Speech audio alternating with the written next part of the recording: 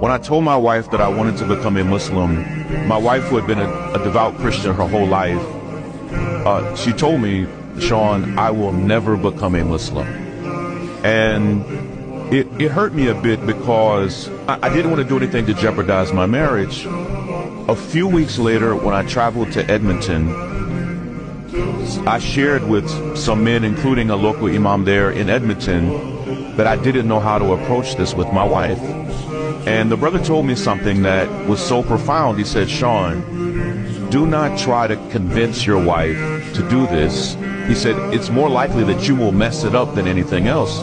He said, but I do want you to trust that Allah will guide her heart.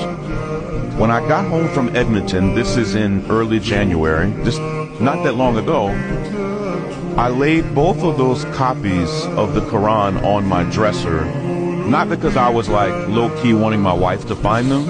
I just didn't want them to get bent up in my suitcase. I was so exhausted from traveling that I went to bed like at 8 p.m.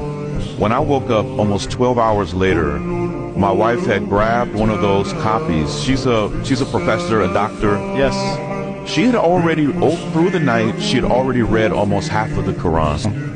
When I woke up, my wife said to me something that was so shocking. She said, Shaun, I think we should become Muslims. Ashhadu an la ilaha illallah wa ashhadu anna Muhammadan Rasul Allah.